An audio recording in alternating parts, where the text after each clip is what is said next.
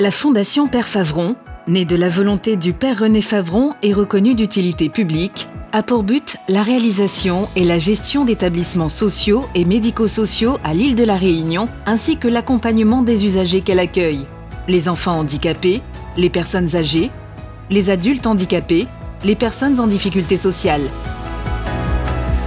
Bienvenue à l'EHPAD de Bralon. Situé à l'Entre-deux, notre établissement fait partie du pôle gérontologique Roger André de la Fondation Père Favron. Il accueille les personnes à partir de 60 ans. Sa capacité est de 56 résidents autonomes ou semi-autonomes et 24 résidents en situation de grande dépendance ou pour certains, atteints de la maladie d'Alzheimer ou de troubles apparentés. Animé par les principes de bientraitance et de respect de la dignité, l'ensemble du personnel de l'établissement de Bralon applique une philosophie fondée sur les valeurs de liberté, citoyenneté et autonomie. L'humanitude. L'humanitude est une approche reposant sur des piliers relationnels, le regard, la parole, le toucher, ainsi que sur le principe de verticalité qui consiste à aider la personne âgée à se tenir debout le plus longtemps possible. L'accompagnement est effectué en fonction du résident, de ses capacités, de ses souhaits et dans le respect de sa singularité. L'ensemble du personnel est formé à cette méthodologie de soins et son engagement garantit à chaque résident un accompagnement individuel de qualité répondant à ses besoins, ses envies et ses droits. L'établissement est envisagé avant tout comme un lieu de vie, de partage et de rencontre. C'est pourquoi les avis des résidents, ceux de leur famille, qui sont considérés comme partie prenante du bien-être et de la qualité de vie du résident, sont régulièrement recueillis par le biais d'échanges, de questionnaires de satisfaction, de participation au conseil à la vie sociale. Installé au cœur du charmant village de l'Entre-deux, notre établissement offre un véritable chez-soi aux résidents qui bénéficient d'un accueil chaleureux et d'une atmosphère familiale.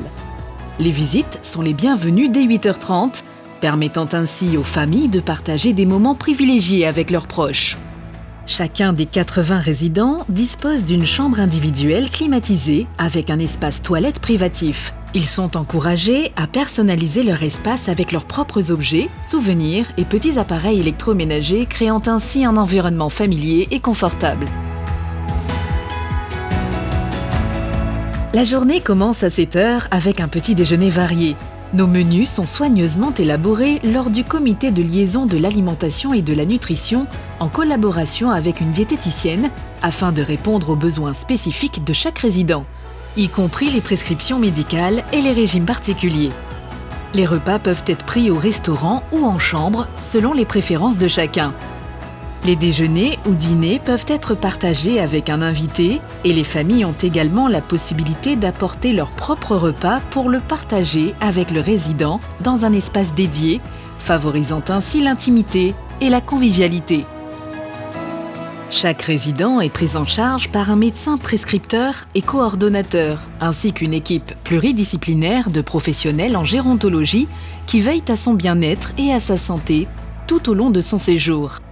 Le conseil de la vie sociale, composé de résidents, de familles et de personnel, se réunit régulièrement pour répondre aux besoins et aux attentes de chacun, favorisant ainsi un environnement harmonieux et inclusif. Grâce au pôle d'activité de soins adaptés, notre psychomotricien propose aux personnes atteintes de troubles cognitifs diverses activités thérapeutiques telles que de la couture, de la pétanque, le jardinage et la cuisine.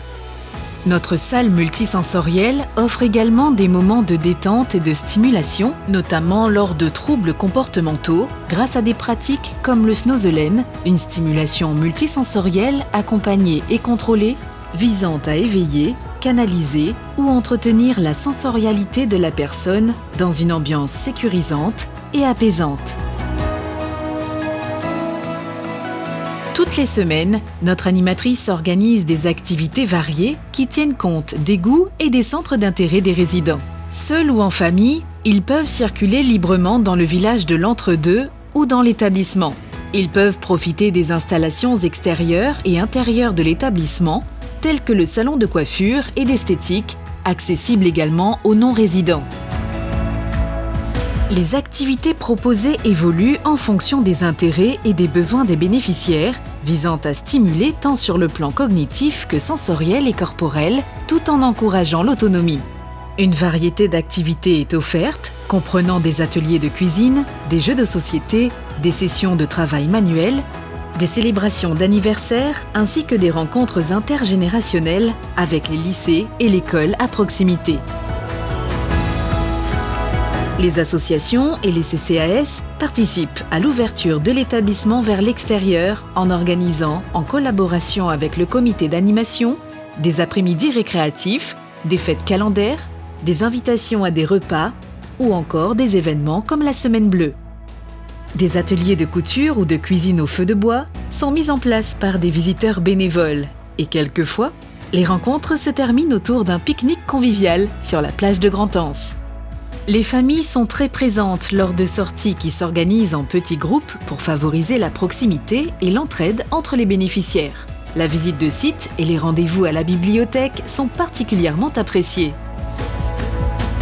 En fin de journée, une équipe de nuit assure la continuité des services pour les résidents. Le PASA de nuit permet d'améliorer l'accompagnement durant toute la nuit des personnes ayant des troubles du comportement afin de limiter le recours aux traitements médicamenteux. Parallèlement, l'équipe pluridisciplinaire formalise un projet d'accompagnement personnalisé qui est actualisé une fois par an.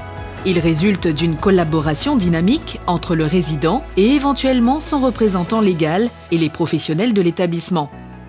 Ce processus intègre les attentes et besoins spécifiques de la personne accueillie et vise à renforcer sa participation au sein de l'établissement et à maintenir son autonomie. Inventons le lieu de vie de demain.